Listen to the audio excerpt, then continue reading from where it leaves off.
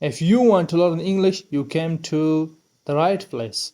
In this video, I am going to talk about modal verbs with simple explanation, and also I'll be use simple examples that you use in daily life.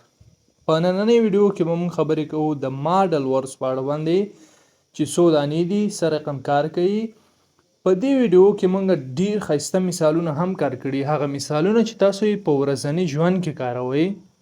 نو د دې ویډیو نه به تاسو ډیر څه زده کوئ، هم به تاسو وکابلري قوي شي، هم به تاسو هغه جملې زده کوئ چې تاسو یې په ورځني ژوند کې کاروئ، او هم به د ماډل وربس په اړه باندې ډیر معلومات ترلاسه کړئ چې تاسو څنګه کولی شئ او په کوم ځای کې ماډل ورب استعمال کړئ. نو یو کاپي او قلم د ځان سره راواخلئ او په دې کې چې مهم کوم شیان دي هغه د ځان سره نوٹ کړئ. نو راځئ چې ویډیو سٹارټ کړو. Modal verbs. Modal verbs are helping verbs that express the mood or attitude of the speaker. They show ability, permission, necessity, possibility, advice, or obligation. Modal verb هغه وربونه دي چې دوی یو حالات یا طرز د ویونکي څرګندوي. They show ability دوی چې د توانایي ښیي، اجازه، ضرورت یا احتمال، نصیحت یا یو درخواست. یعنی ماډل ورب هغه وربونه دي چې د سپیکر د ویونکي حالات او طرز څرګندوي چې څه دا ویونکی چې څه وایي چې آیا دا قابلیت دی، ضرورت دی یا اجازه ده یا یو نصیحت چاته کوي. دا ماډل ورب دی او دا هیلپینګ ورب دی. دا ماډل ورب ته هیلپینګ ورب هم وایي ځکه دا چې دی د مین ورب سره مرسته کوي. ماډل ورب د مین ورب سره مرسته کوي. نو موږ چې د ماډل ورب لرو ټول لس دانې: can, could, may, might, must, shall, should, will, would, ought to. په اول نمبر کې can. دا به کان نه وایي، اکثر خلک کان وایي خو نه، دا can دی. Can is used to express ability or permission. can استعمالیږي چې قابلیت او اجازه وښایي. یعنی can موږ د قابلیت دپاره استعمالوو یا د اجازې لپاره چې یو د چا نه یو د شي اجازه اخلو. For example, I can speak English. زه انګلیش باندې خبرې کولی شم. نو دلته په انګلیش څه خبرې کولی شم دا چې ده توانایي ده، ability، قابلیت دی، توانایي ده. یعنې موږ دا توانایي لرو چې موږ چې وکړو په انګلیسي خبرې وکړو.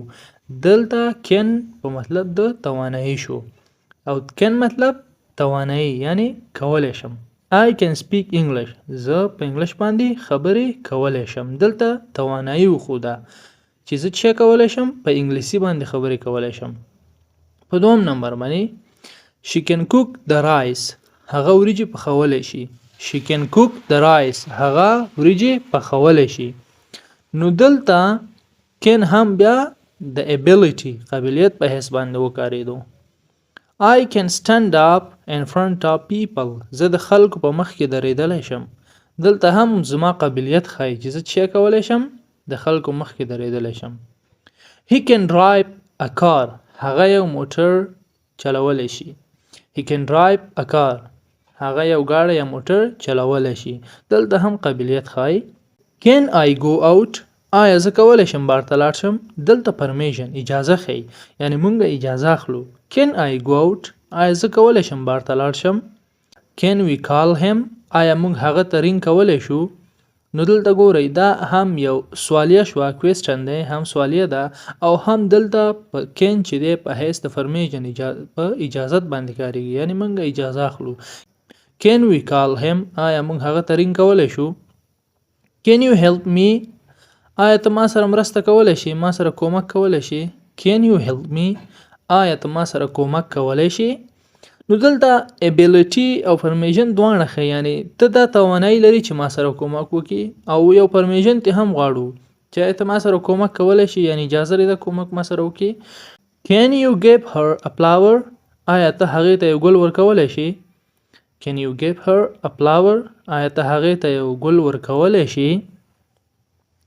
اوس چې دی دا can موږ د دې منفي شکل لرو نیگیټیو cannot او لنډ شکل چې دی can't اختصار can't صحیح ده I can't call him زه هغه ته رنګ نشم کولی I can't speak English زه په انګلیسي خبرې نشم کولی She can't cook the rice هغه وریجې نشي پخولی I can't stand up in front of the people زه نشم کولی چې د خلکو مخکې ودرېږم نو دلته چې موږ په can باندې بحث وکړو can is used to express ability or permission can موږ استعمالوو چې قابلیت او اجازه وښایي صحیح ده can موږ د قابلیت توانایي دپاره کاروو نو دا و can اوس په دویم نمبر کې موږ لرو could is the past form of can and it shows past ability or polite request and possibility could چې دی د can دویم حالت دی چې په past tense کې کاریږي او دا چې دی تیر قابلیت ښیي یعنی په تیره زمانه کې چې موږ کوم قابلیت توانایي لرله هغه ښیي or polite request یا ډیر مؤدبانه درخواست ښیي چې ډیر په ادب باندې موږ د چا نه یو د چی غوښتنه کوو د دې دپاره هم موږ کوډ کاروو and also use for possibility او احتمال هم ښیي موږ ځینې وخت کې ووایو چې شاید داسې یو کار وشي نو دې دپاره هم کوډ کله کله کاریږي for example when I was a child کله چې زه یو ماشوم وم I could run fast ما تیزه منډه وهله یعنی past tense دی موږ د could په past tense کې کاروو when I was a child کله چې زه یو ماشوم وم دا به child نه وایي دا child دی when I was a child کله چې زه یو ماشوم وم I could run fast ما تیزه منډه وهله نو دا هم دلته چې ښیي د past action ښیي چې په تیره زمانه کې موږ دا قابلیت لرو I could catch him ما کولی شو هغه ونیسم I could catch him ما کولی شو هغه ونیسم دلته هم ګور قابلیت یې وښودو کوډ خو د past tense یې وښودو چې ما کولی شو زه هغه ونیسم نو کوډ د can دویم حالت دی اوس په ځینې وخت کې ګوره polite request چې په ډیر ادب باندې موږ د چا نه غوښتنه کوو هغې دپاره هم کاریږي په present tense کې هم کاریږي لکه could you open the door آیا ته کولی شي دروازه خلاصه کړي دا چې کله موږ د چا نه یو ډیر په احترام باندې غوښتنه کوو په هغه وخت کې موږ کوډ کاروو could you open the door آیا ته کولی شي چې دروازه خلاصه کړي could you speak slow آیا ته کولی شي په قلاره خبرې وکړي لکه ځینې وخت کې یو چا سره موږ خبرې کوو هغه ډېر تیز غږیږي موږ نه پوهېږو چې څه وایي نو موږ ورته وایو مهرباني وکړه آیا ته کولی شي چې سلو خبرې وکړي یعنې ډېر په ادب باندې موږ غوښتنه کوو could you speak slow آیا ته کولی شي چې په قلاره خبرې وکړي اوس په دریم نمبر کې احتمال چې موږ وایو شاید چې یو کار وشي یا ونشي نو هغې دپاره کاروو it could rain tomorrow شاید سبا باران وشي یا احتمال لري چې سبا باران وشي it could rain tomorrow شاید سبا باران وشي یا احتمال لري چې سبا باران وي she could give you a flower هغې کولی شو تا ته یو ګل درکړي she could give you a flower هغې کولی شو تا ته یو ګل درکړي یعنې دا په past tense کې چې هغې دا توانایي لرله چې تا ته یو ګل درکړي اوس همغسې د can چې موږ څنګه نیګیټیو فارم لرو چې can't داسې هم موږ couldn't لرو یا could not ډېر غټ دی دلته په اوسني دور کې څوک could not نه وایي دی وایي couldn't دا لنډ شکل دی couldn't مطلب یعنی چې ما نشو کولی I couldn't catch him ما نشو کولی هغه ونیسم دا هم past tense کې دی یعنی when I was a child کله چې زه یو ماشوم وم I couldn't run fast ما نشو کولی تیزه منډه ووهم یا داسې هم کولی شو وایو چې when you were 10 years old کله چې ته 10 کلن وې you couldn't go outside alone ته بهر ته یوازې نشوې وتلی یعنې ته بهر ته یوازې نشوې وتلی نو دا موږ سره و could can او could دوه دانې منګه وویل. اوس may is used to express formal permission or possibility. may موږ استعمالوو چې رسمي اجازه واخلو یا احتمال وښایي. may هم د رسمي اجازې لپاره کاریږي کله چې موږ په رسمیت کې یو یعنی په کلاس کې یو په یونیورسټۍ کې یو په یو د اپیس کې یو چې هغه ځای کې موږ د یو چا نه اجازه اخلو هغه د موږ may کاروو یا دا هم یو احتمال ښیي چې شاید داسې کار وشي یا ونه شي. For example, you may come in. You may come in. ته کولی شي راشي. You may come in. ته کولی شي راشي. دلته موږ ګوره فرمیشن اجازه هم ورکړه. کله چې ته کلاس ته دننه کېږي ټیچر ته وایي چې may I come in؟ آیا زه کولی شم کلاس ته راشم یعنی د کلاس داخل راتللی شم؟ هغه درته وایي you may come in. ته کولی شي داخل راشي. نو دلته تا ته ټیچر چې درکړه فرمیشن یې درکړه خو څه رقم فارمل یعنی رسمي تا ته رسمي اجازه هغې درکړه ځکه مونږ په کلاس کې چې یو کلاس یو رسمي ځای دی. صحیح ده؟ She may come tomorrow.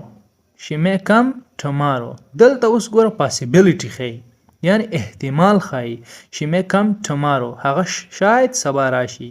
شاید هغه سبا راشي یا ممکن هغه سبا راشي. She may come tomorrow. هغه شاید سبا راشي. It may win today. شاید نن ورځ توپان شي. win توپان باد یا شمال چې ورته ځینې خلک وایي. It may win today. شاید نن ورځ توپان شي. May I ask you a question? آیا زه کولی شم تا نه یو پوښتنه وکړم؟ دلته ګوره موږ پرمیشن غواړو رسمي لکه په ټیچر ته چې موږ په کلاس کې وایو. ټیچر ته وایو آیا زه تا نه یو سوال کولی شم؟ نو بیا به وایي May I ask you a question? آیا زه تا نه یو سوال کولی شم؟ May I come in sir? آیا زه کولی شم داخل راشم ښاغلیه؟ سر په پښتو کې ورته ښاغلی وایي. اکثره وخت ټیچرانو ته یا پروفیسر ډاکټرانو دیو ته کاریږي سر یا مشر کوم څوک چې هغوی ته هم کاریږي. May I come in sir? آیا زه کولی شم دننه راشم ښاغلیه؟ نو دلته موږ هم پرمیشن بیا غواړو یعنی رسمي پرمیشن کې کوم ځای کې موږ غواړو رسمي اجازه غواړو په هغه وخت کې موږ may کاروو. نو دا موږ سره و may موږ کاروو د رسمي اجازې یا د احتمال لپاره. You may come in. ته کولی شي داخل راشي. You may come in. ته کولی شي داخل راشي. It may win today. شاید نن ورځ توپان شي. May I ask you a question? آیا زه تا نه یو سوال کولی شم؟ په may پسې وروسته موږ لرو might. Might is used for a weaker possibility than may. might چې دی د may په نسبت باندې د یو کمزور احتمال لپاره کاریږي. یعنی might مطلب یعنی ډیر کمه فیصدي لري چې یو کار دی وشي. یو شک غوندې موږ کاروو. کله چې موږ یو کار کې شک لرو په هغه وخت کې might استعمالوو. هر کله چې تاسو په یو کار کې شک وو یعنی ته وایي چې احمد به راشي یا به رانشي، باران به وشي و به نشي، واوره به وشي یا به ونه شي، توپان به وي یا به نه وي، په دغه وخت کې به ته might کاروې. may چې دی هغه ډیر رسمي کاریږي. might د یو شک په دغه باندې کاریږي کله چې weak possibility یعنی ډیر کمزورې او شک احتمال چې موږ یو شي لپاره لرو هغه وخت کې موږ might کاروو.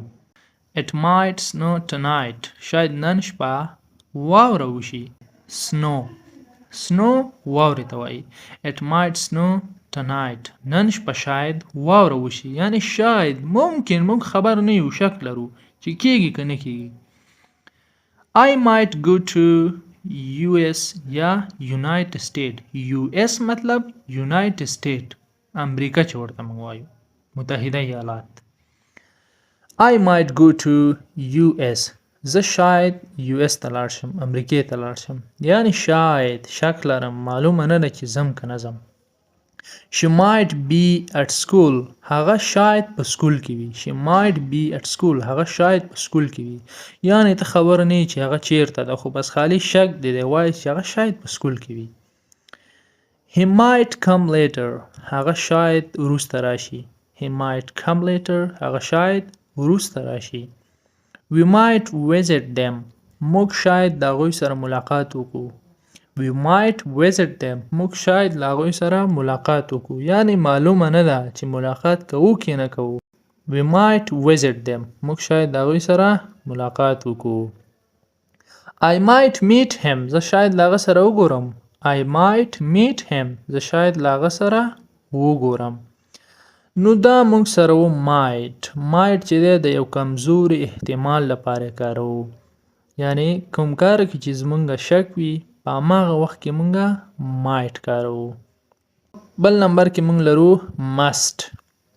must expresses necessity obligation or strong advice must مونږه د ضرورت لپاره کارو د درخواست لپاره یا د یو قوي نصیحت لپاره کله چې مونږه 100% یو شی باندې یقین لرو او غواړو چې داسې یو کار وشي په هغه وخت کې موږ مست کارو چې یا د ډیر ضرورت وي یا یو درخواست موږ چاته کوو خو دا درخواست هم داسې وي چې ډیر اهم او ضرورت وي په هغه وخت کې مست کارو یا یو چاته موږ نصیحت کوو چې ته باید خامخا 100% داسې کار وکړي په هغه وخت کې موږ مست کارو For example, you must wear a helmet. ته باید یو هلمټ واغوندې یا په سر کې you must wear a helmet. ته باید یو هلمټ په سر کې نو دا باید یعنی دلته ضرورت دی باید موږ تاته یو قوي نصیحت کوو چې ته باید یو هلمټ واغوندې I must go to university. I must go to university. زه باید کالج ته لاړ شم پوهنتون ته لاړ شم I must go to university. زه باید پوهنتون ته لاړ شم یعنی باید 100% زه باید څه وکړم پوهنتون ته لاړ شم You must not smoke here. ته باید دلته سیګریټ ونه څکې You must not smoke here. ته باید دلته سیګریټ ونه څکې سموک اکثره وخت د نشې لپاره کارېږي سیګریټ چې څوک څکي هغې ته سموک یعنی موږ وایو سموک لوګي ته هم وایي خو هغه څوک چې سیګریټ څکي هغې ته سموک وایي نشه کوي You must not smoke here. ته باید دلته سیګریټ ونه څکې یعنی باید بیخي موږ کلک وایو چې ته باید ونه څکې سیګریټ She must visit him. هغه باید له هغه سره ملاقات وکړي She must visit him. هغه باید له هغه سره ملاقات وکړي یعنی دا ډیر اهم او ضرور ده You must respect your parents. ته باید خپل کورنۍ ته والدینو ته احترام وکړي parent مور او پلار ته وایي والدین You must respect your parents. ته باید خپل مور او پلار ته احترام وکړي یعنی دا مونږ یو چاته نصیحت کوو خو زمونږ دا نصیحت څنګه دی بیخي strong ډیر قوي دی کله چې ډیر قوي په دغه وخت کې مونږ د دې نه غوښتنه کوو چې ته باید څه وکړي خپل مور او پلار ته احترام وکړي They must not fight.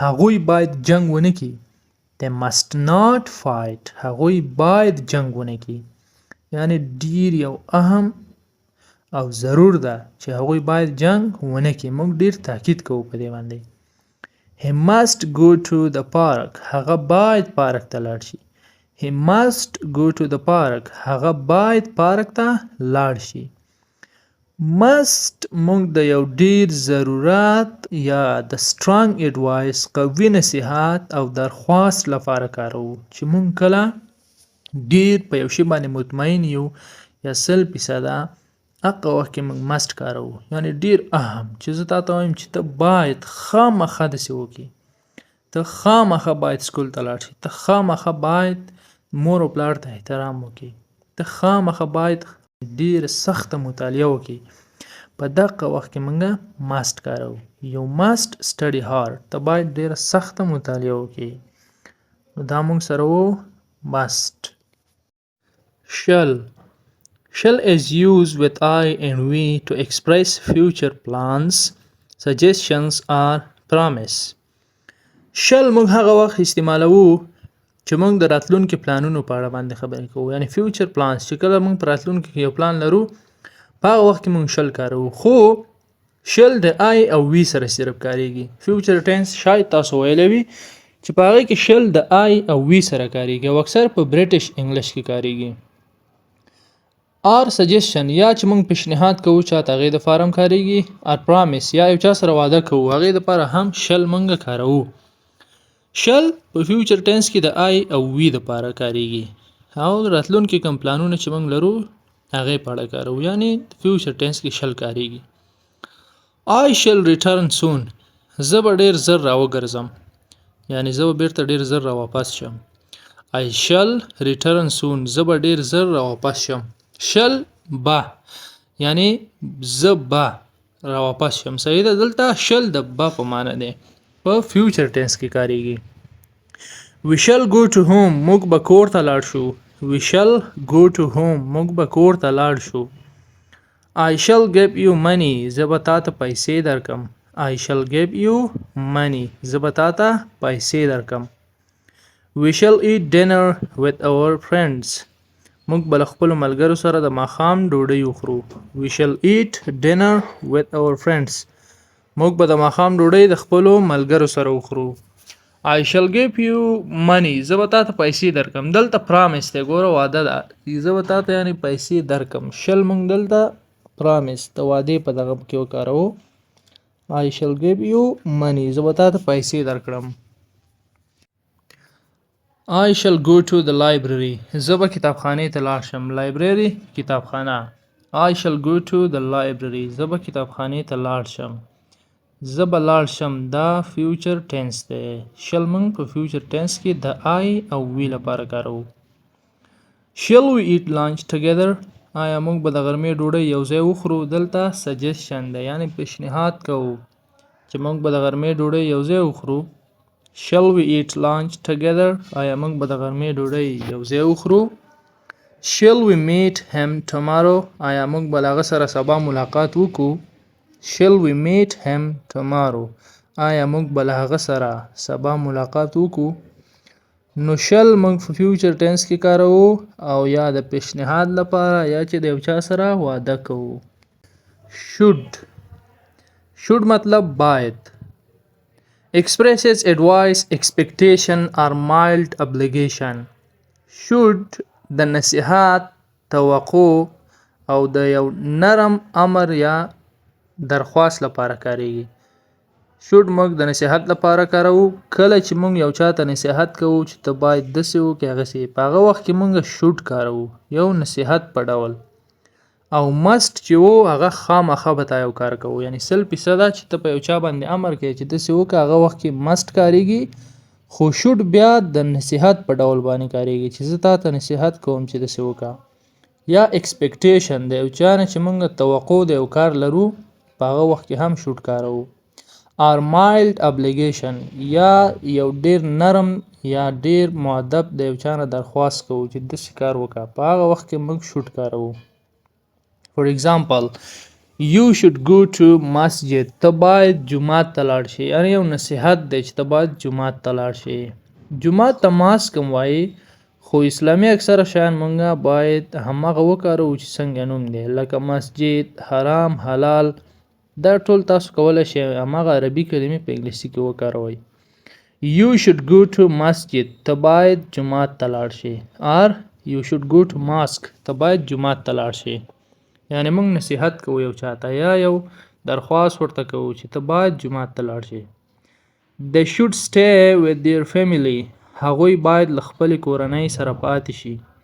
They should stay with their family. هغوی باید د خپلې کورنۍ سره پاتې شي. نو دلته موږ mild obligation وکړو، د یو چا نه درخواست وکړو یا یو توقع ترې لرو چې هغوی باید د خپلې کورنۍ سره پاتې شي. They should stay with their family. هغوی باید د خپلې کورنۍ سره پاتې شي. They should arrive soon. هغوی باید زر راورسیږي. They should arrive soon. هغوی باید زر راورسیږي. یعنې دا expectation دی، توقع ده چې هغوی باید ډېر زر راورسي.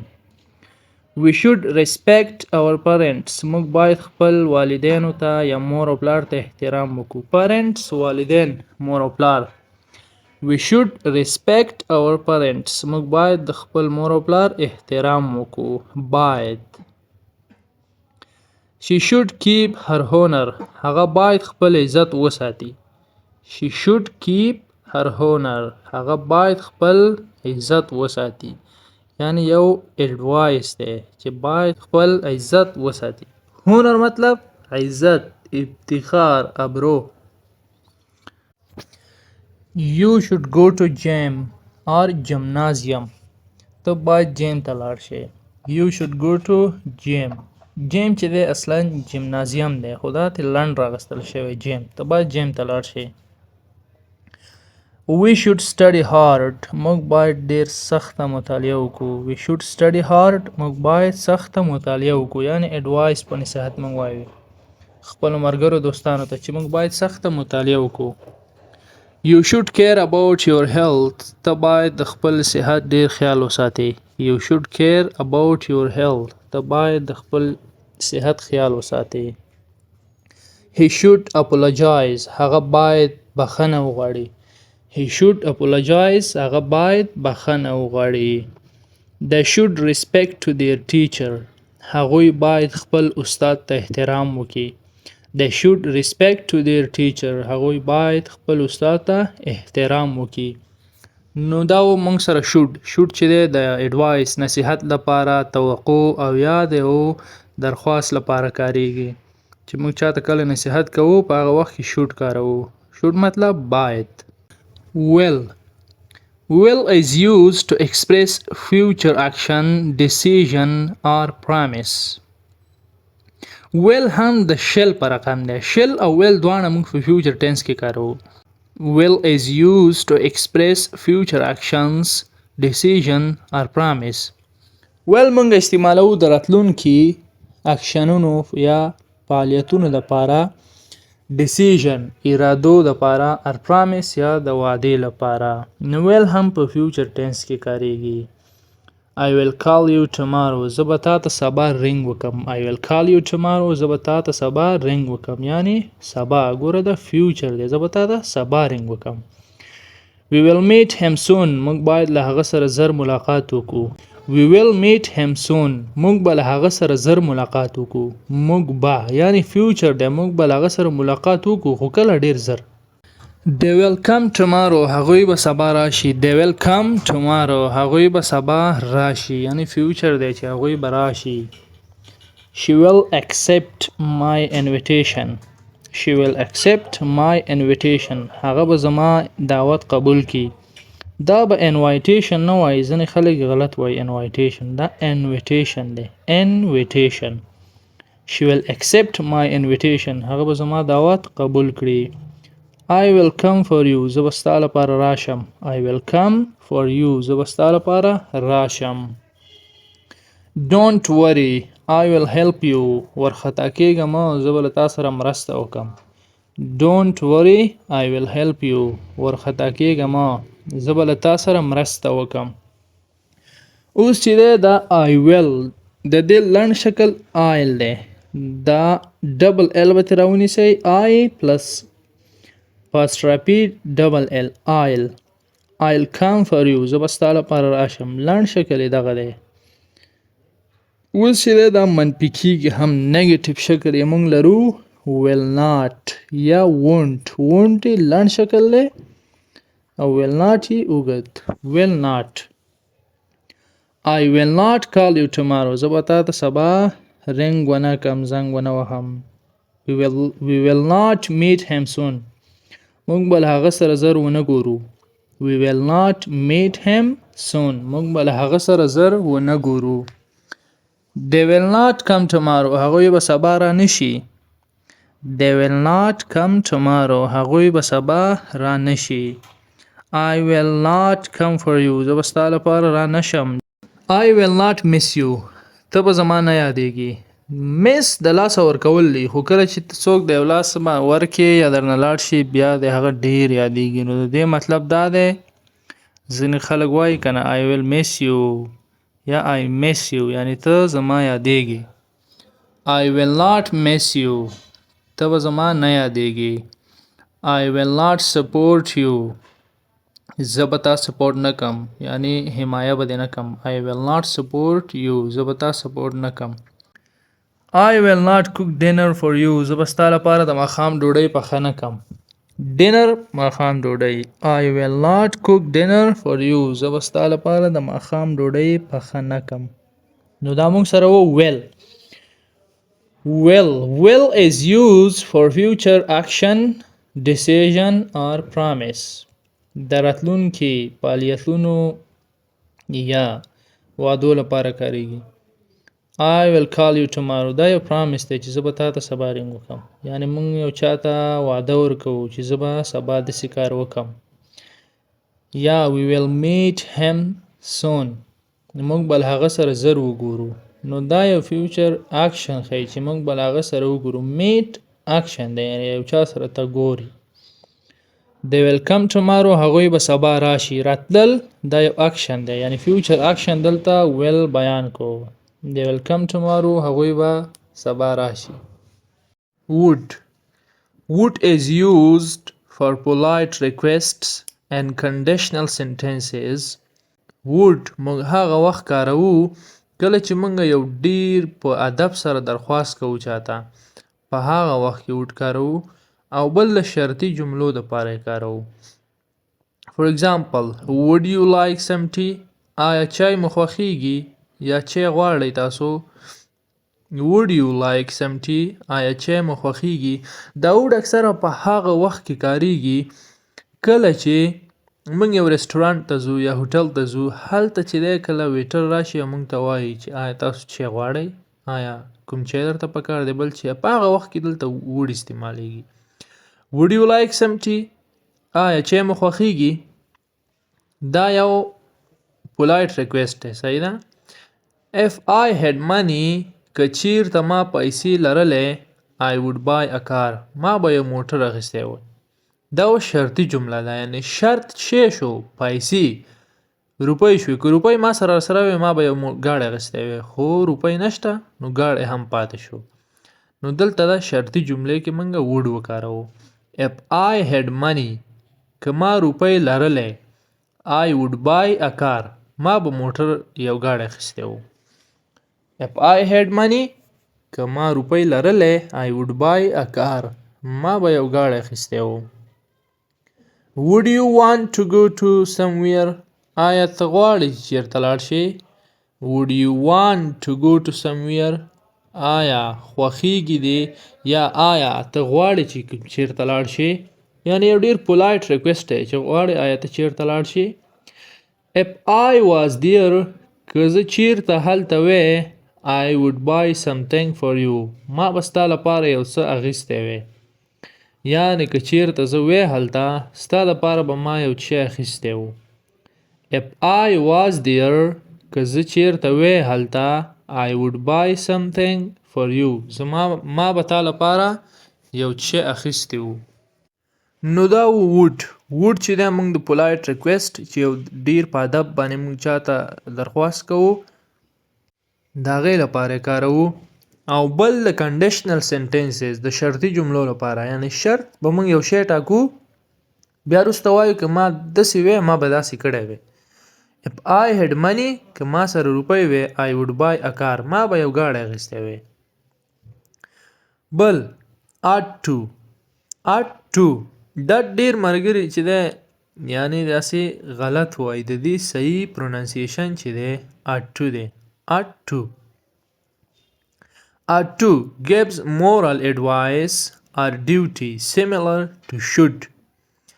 gives چې دی یو اخلاقی نصیحت دپاره استعمالیږي یا د یو وظیفې ډیوټي لپاره. similar to should یعنی د should په رقم یو شان دی. ought to او should دواړه یو رقم استعمالیږي خو د دې ought to استعمال ډیر کم دی داسې ډیر نه استعمالیږي. You ought to respect your elders. ته باید خپلو مشرانو ته احترام وکړې. You ought to respect your elders. ته باید خپلو مشرانو ته احترام وکړې. نو دا هم د should په رقم دی د ایډوایس لپاره کاریږي یا د ډیوټۍ لپاره چاته ته ډیوټي ورکوي چې ته به داسې کار کوې هغې دپاره ought to استعمالیږي. You ought to help the poor. ته باید د غریبانو سره مرسته وکړې کومک وکړې. You ought to help the poor. ته باید د غریبو سره کومک وکړې. We ought to care about him. موږ باید د هغه په اړه باندې احتیاط وکړو. We ought to care about him. موږ باید د هغه په اړه باندې احتیاط وکړو. They ought to build their country. هغوی باید خپل ملک آباد کړي. They ought to build their country. هغوی باید خپل ملک آباد کړي. Build مطلب آبادول، جوړول. نو دا و ought to. ought to ګوره pronunciation چې دی ought to gives moral advice or duty similar to should. ought to چې دی یو اخلاقی نصیحت ورکوي یا یو ډیوټي similar to should یعنی د should په رقم باندې یو شان دی چې should او ought to یو رقم استعمالیږي. You ought to respect your elders. ته باید خپلو مشرانو ته احترام وکړي. نو دا موږ سره وو ماډل وربس. اوس په اخیره کې د دې ټولو یو لنډه سمري راټولو. لنډ تاسو کولی شئ دا یو کاپي راواخلئ قلم سره او دا ځان سره ولیکئ. Can is used for ability or permission. Can چې دی د قابلیت یا اجازې لپاره کاریږي. I can swim. زه لمبلی شم. یعنی دا قابلیت توانایي په ما کې شته چې زه لمبلی شم. Could is the second form of can. could د can دویم حالت دی. په past tense کې استعمالیږي. shows past ability د تیرې زمانې قابلیت ښایي or polite request یا یو ډیر مؤدبانه درخواست چې موږ چا نه کوو د هغې لپاره کاریږي. could you help me؟ آیا ته ما سره کومک کولی شي؟ یعنی دا ډیر polite request دی. could you help me؟ ته ما سره کومک کولی شي؟ May is used for formation or possibility. may چې دی د اجازې یا احتمال لپاره کاریږي. may I come in؟ آیا زه داخل راتللی شم؟ یعنی موږ اجازه غواړو. may I come in؟ زه داخل راتللی شم. might is used for weak possibility. might د یو ډیر کمزوري احتمال لپاره کاریږي. د یو شک لپاره موږ چې کوم کار کې شکی یعنی ډیر کمزوري احتمال یا فیصدي د یو کار وي چې داسې دې وشي په هغه وخت کې might کاروو. it might rain. شاید باران وشي. must is used for necessity. must د ضرورت لپاره کاریږي. you must study. ته باید مطالعه وکړې. ته باید یعنی 100% موږ چې کوم کار باندې ډیر مطمئنه یو ضرورتي په هغه وخت کې must کاروو. you must study. ته باید مطالعه وکړې. shall is used for future plans or suggestion. shall چې دی د راتلونکو پلانونو لپاره یا درخواستونو لپاره کاریږي. په فیوچر ټینس کې shall کاریږي. د I او we سره کاریږي. shall we go؟ آیا موږ تللی شو؟ shall we go؟ آیا موږ تللی شو؟ دا یو سجیشن دی، پیشنهاد دی وکړو چې آیا موږ کولی شو لاړ شو. should is used for advice. should چې دی د نصیحت لپاره کاریږي. موږ چې یو چاته نصیحت کوو. you should sleep early. ته باید وختي ویده شي. you should sleep early. ته باید وختي ویده شي. دا advice دی، نصیحت دی. will is used for future actions. will چې دی د راتلونکو اکشنونو یا فعالیتونو لپاره کاریږي. په فیوچر ټینس کې will کاریږي. will او shall په فیوچر ټینس کې کاریږي. will چې دی بیا د ټولو پروناونس سره کاریږي. سبجیکټ پروناون چې کوم دي موږ سره ودانې. بیا shall چې دی د I او we سره صرف کاریږي. نو I will help you. زه به تا سره کومک وکم. زه به تا سره کومک وکم یعنی فیوچر ټینس دی. would is used for polite request. would چې دی د یو ډیر ادبناک درخواست لپاره کاریږي. would you like tea؟ آیا چای مو خوښیږي؟ would you like tea؟ آیا چای مو خوښیږي؟ یعنی موږ هغه وخت کې کاروو کله چې موږ په یو رستورانت کې یو بل ځای کې یا یو ملګری دوست راشي هغې ته تاسې یو غوښتنه ترې کوئ، یو درخواست ورته کوئ چې ستا چای خوښیږي. لکه میلمه چې راشي ځینې وخت کې موږ راسې پوښتنه وکړو چای به څښئ یا هندوانه به خورئ، چای به کوئ. هغه وخت کې کولی شي ته would استعمال کړئ. would you like tea؟ آیا چای مو خوښیږي؟ ought to is used for moral advice. ought to چې دی د اخلاقي نصیحت لپاره کاریږي. یو چاته چې موږ یو نصیحت کوو. you ought to help. ته باید مرسته وکړې، کومک وکړې. You ought to help. ته باید کومک وکړې، مرسته وکړې. نو دا موږ سره ماډل وربس. امید لرم چې د دې ویډیو نه به هم ډېر څه زده کړي او د نورو درسونو دپاره موږ سره پاتې شئ. چینل سره سبسکرایب کړئ. د خدای په امان.